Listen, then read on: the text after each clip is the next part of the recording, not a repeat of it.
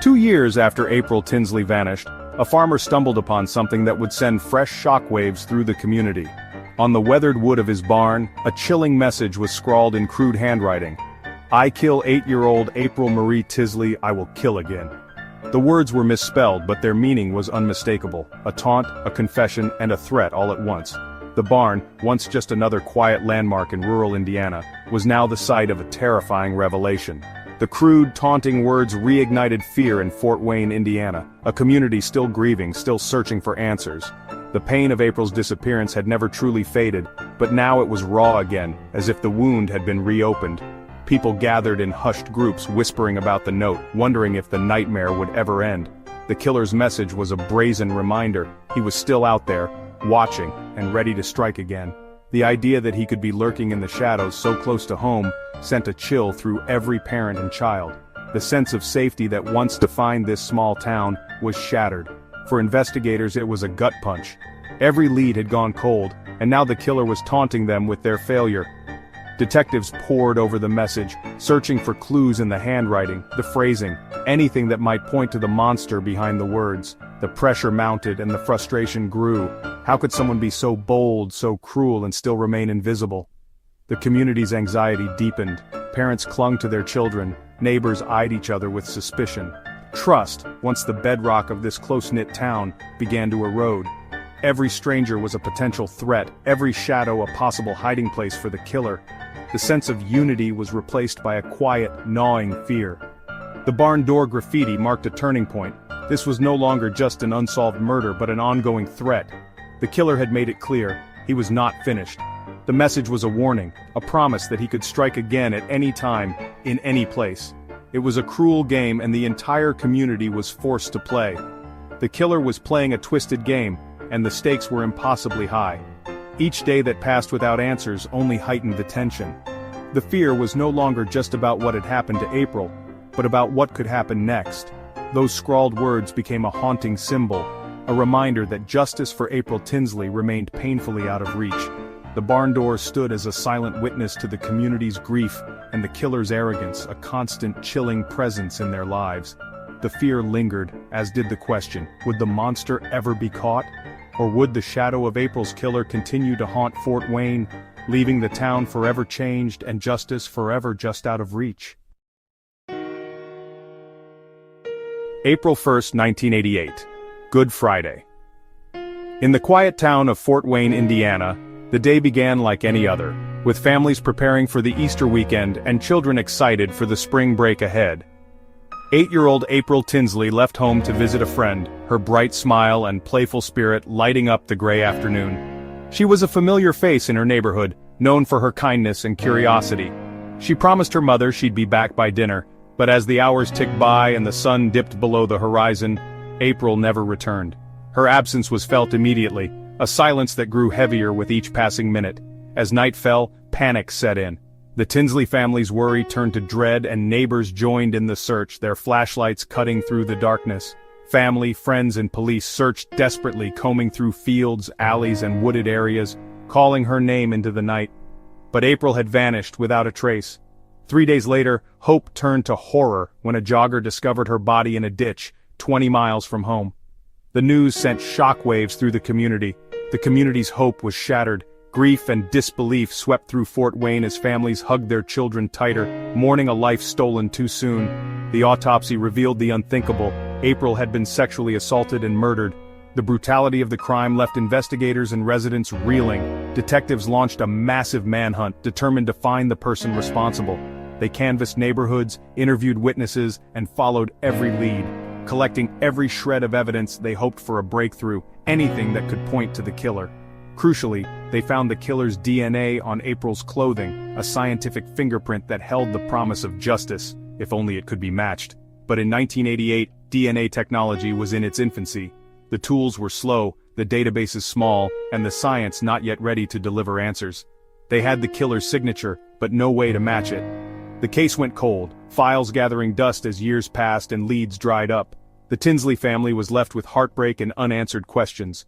The city mourned, united in sorrow and fear, and somewhere, a predator remained at large, casting a shadow over the community and haunting every parent's worst nightmare. But the search for justice had only just begun. For April and for Fort Wayne, the story was far from over. Years passed, and the memory of April Tinsley's murder haunted Fort Wayne like a shadow that refused to fade. The case grew colder with each season, but the pain in the community remained raw, a wound that time could not heal. Parents clung to their children a little tighter, and whispers of the unsolved crime echoed through neighborhoods, keeping fear alive. But the killer didn't disappear. He escalated. Instead of fading into obscurity, he seemed to thrive on the terror he'd created, lurking in the background, always just out of reach. The sense of unease grew, as if the community was being watched by an unseen presence. In 2004, after years of silence, the killer resurfaced in a way that was both brazen and deeply disturbing. He left taunting notes on young girls' bicycles, each one a chilling threat. "I am the same person that kidnapped, raped, and killed April Tinsley. You are my next victim." The notes were handwritten, the words scrawled with a cruel confidence, and they sent a wave of terror through the city's families. The horror didn't end there. The notes came with used condoms or explicit photos, a grotesque signature that left no doubt about the sender's intentions. It was a message meant to shock, to remind everyone that he was still out there, watching, waiting. Panic swept Fort Wayne, and parents began to fear for their children's safety in ways they never had before. But the killer's arrogance gave police a break. Fresh DNA. For the first time in years, investigators had something new to work with. The evidence was carefully collected, and hope flickered that this might finally be the clue that would lead to his capture. Testing confirmed it matched the DNA from April's case. The same man was still out there, taunting the police and the community, daring them to catch him. The realization was chilling. He had never left. Yet, when run through national databases, there was no match. The killer had never been caught for another serious crime, never left a trace that could tie him to another case. He was a ghost, slipping through the cracks of the system, always one step ahead. Police released the notes, hoping for a lead, desperate for someone to recognize the handwriting or the pattern. News outlets covered the story, and the city held its breath, waiting for a break.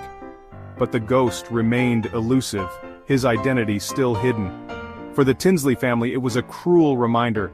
The nightmare wasn't over. Every new development reopened old wounds, and the hope for justice was mingled with fresh pain. The loss of April was felt anew with every headline, every police update. The community lived in fear, knowing the predator was still among them. Neighborhood watch groups formed, and people looked over their shoulders, wondering if the person next to them could be the one responsible. Trust was shattered, and a sense of vulnerability settled over Fort Wayne.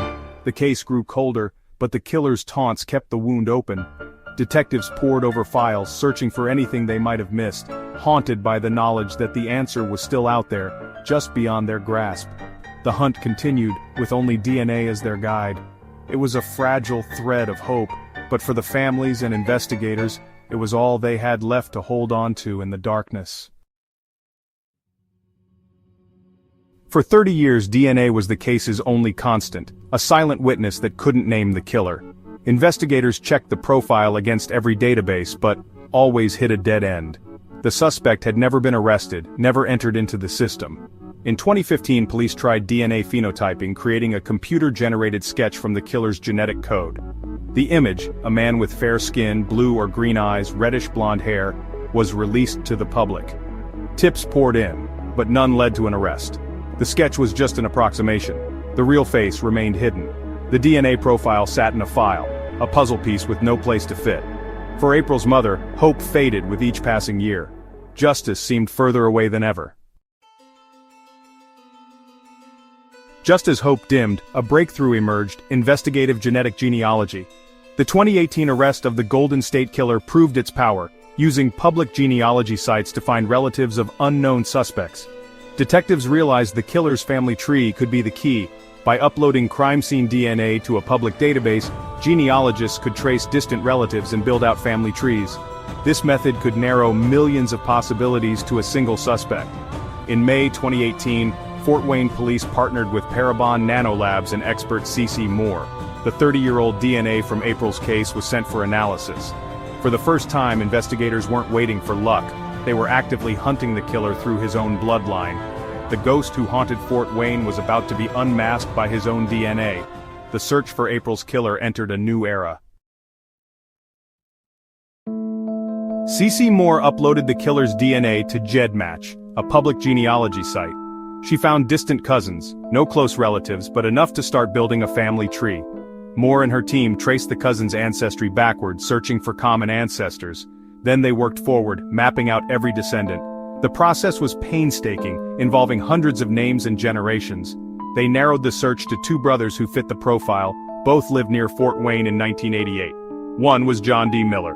Police dug into Miller's background. He was 59, lived in Grable, Indiana, and had never left the area. He matched the timeline, the location, and the family tree. After decades of dead ends, investigators finally had a name and an address. The digital trail had led to a real suspect. The net was closing in. The ghost now had a face. With John D. Miller identified, detectives set up surveillance on his trailer home. They needed his DNA, without alerting him. After days of watching, they found their opportunity. Miller's trash contained used condoms. The evidence was rushed to the lab. The results were conclusive. Miller's DNA was a perfect match to the crime scene and the taunting notes. After 30 years, the search was over. On July 15, 2018, police arrested Miller at his home. When asked if he knew why they were there, Miller replied, "April Tinsley." He didn't deny it. He didn't ask for a lawyer. The phantom who haunted Fort Wayne was finally unmasked. The long hunt had ended. Justice was within reach. At the station, Miller confessed in chilling detail how he lured April, assaulted her, and left her in a ditch. For April's mother, Janet, the arrest brought a wave of relief and sorrow. 30 years of grief and uncertainty finally had an answer. The community felt closure. The boogeyman was real, and he was behind bars. Miller pleaded guilty to murder and child molesting, receiving an 80-year sentence. He offered no apology, no explanation, just the truth. For Janet, it wasn't closure, but it was peace. The case was over, but its impact, and the technology that solved it, would echo for years. April's memory endured, and her family finally saw justice served. The story was no longer just about tragedy, but about relentless pursuit and hope. The April Tinsley case marked a turning point in criminal investigation. Investigative genetic genealogy became a powerful tool, solving cold cases once thought impossible. But it also sparked debate about genetic privacy and the use of public DNA databases. Sites like GEDmatch began requiring users to opt in for law enforcement searches. The balance between justice and privacy remains a complex issue. April's case proved that no secret is safe forever, and science can give a voice to the voiceless. The dedication of family, police, and technology brought a monster to justice. As this technology evolves, more families will find answers. The quest for justice moves forward, one DNA strand at a time. Subscribe to see where the next breakthrough leads.